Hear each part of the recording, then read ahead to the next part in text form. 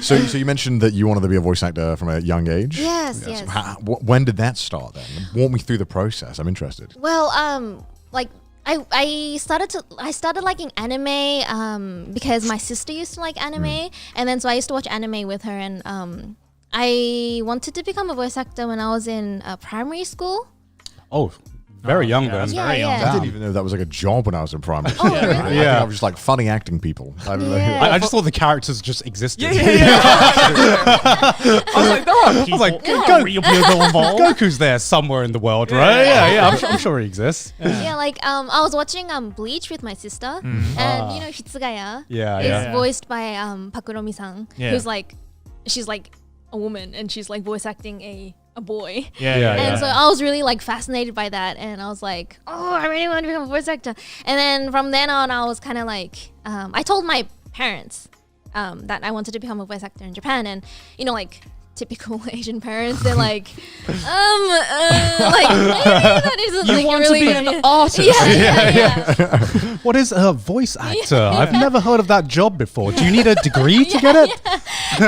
And what was interesting was that at Saturday school, I used to get like super low marks like in my test. Right. So Okay. my parents were like, well, like you're getting such low marks in Japanese, like how are you like, you know, gonna become a voice actor in Japan, where it's like, you know, you need to be really good at speaking Japanese and reading Japanese. Yeah. And then so my parents were like against me, but I was like, I want to become a voice actor in Japan. So in high school, I kind of started auditioning for like the schools, or the voice acting schools in Japan. Oh wow. Oh, Yeah, okay. yeah. Like what age in high school? I think like 16, 17. Wow. So like I would like work part-time, and then I'll save money, and then I'll book a flight to Japan Oh my god. Yeah. Damn, at audition. 16. to audition. Yeah, You were yeah. determined. Yeah. I was like working like 4 or 5 times a week, and then like on like, you know, during school holidays I'll be working like 6 times a week, or like, you know, just when the Holy fuck. You were really Right. on that grind. I was like Damn. super like I want to become and then like a lot of the places told me that because I live overseas, it's kind of like, you know, like Yeah, quite Hard. difficult. it's kind of hard, but then I finally like passed the audition, and they're like, you know, please come to the school. Yeah. And then so I decided to go to Japan, but at that time I was still in uni. Okay. And you know, like my parents were like, well, isn't it better if you kind of like finish uni and then Normal go parent to stuff. school? Normal Yeah. And so I was kind of like, yeah, maybe, but no. And so during the holidays, I like worked more, and then I saved up a lot of money.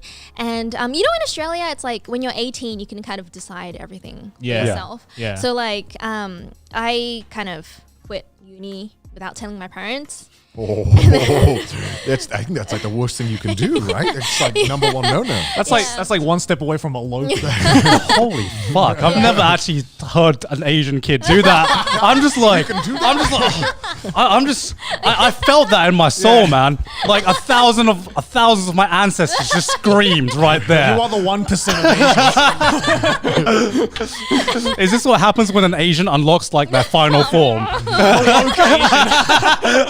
I feel like I can quit. I feel like I just witnessed Ultra Instinct IRL, man. That's Jesus Christ. And then so it doesn't stop there. Like I quit uni, and then I didn't tell my parents, and Did you know then you were going to quit uni like for a while, or was it just kind of like, fuck it, I'm doing it? well, before going to uni, I wasn't really actually gonna go to uni, but then my parents were like, can you go to uni for at least 1 year?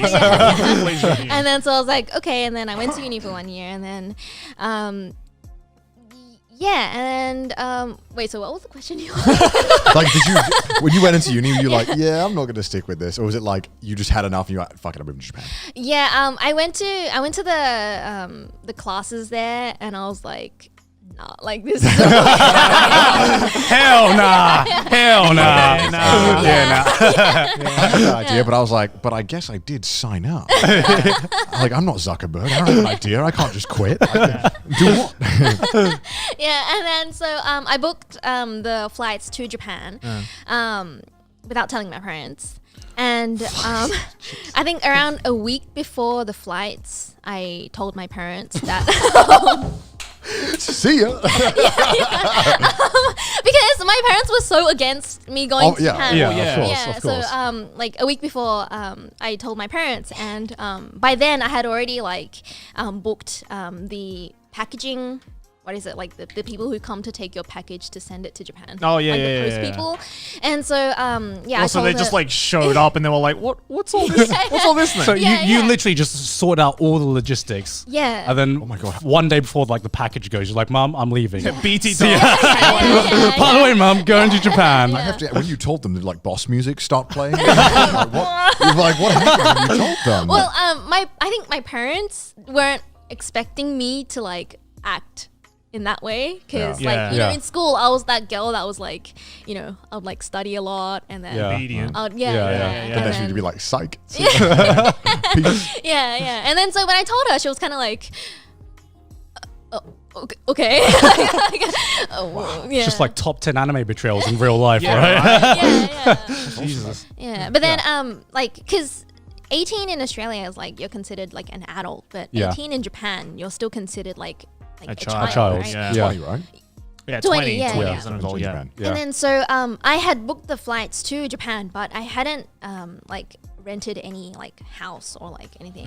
And I was like, oh, I could just stay in a hotel until I can like rent a house. But then after going to Japan, I realized that you couldn't book a house, like you couldn't rent a house when you're like 18. So Yeah. You can't? yeah, No, you can't. you need parents' permission. Yeah. Oh, Yeah. no. And because my parents were really against me, right? They wouldn't. They'll be Right. like, nah, like, Yeah. And so I went through all my contacts and I contacted all my friends, and I was like, is anyone in Japan, like, you know, living in Japan? Can I like live with you? Like, you know. Yeah. And then there was like one girl that went to the same school, Saturday school, and she. This Saturday still paying off dividends, man. That's what the torture was all for. It's all worth it in the end. I'm jealous. And then, you know, she like, luckily, she actually had a bunk bed in her room, and the reason why she had a bunk bed just in her randomly? room, no, well, because like her parents would be coming over from Australia to Japan Right. like once in a while, so Right. she was like, oh, I could just, you know, have like a bunk bed so they could sleep there when they come. Yeah. And so, yeah, she was like, well, I have a bunk bed, and you know, if you're fine with that, then we can live together. So we lived together for a while, and then I started going to the school there, and that's how it all kind of started. That's a fucking badass story, man. Holy shit. Plot or movie. Jesus Christ. That's literally like the equivalent of like the OG American Dream kind of story where you just like, you pack your bags, you go to like LA or whatever, and you just figure it out. And that's kind of what you do. It's literally like I'm on a quest to find myself. It's like that level, right? It's like parents won't hold me back. I got this. Yeah. That's so cool. I assume obviously having native Japanese is a big plus. I've heard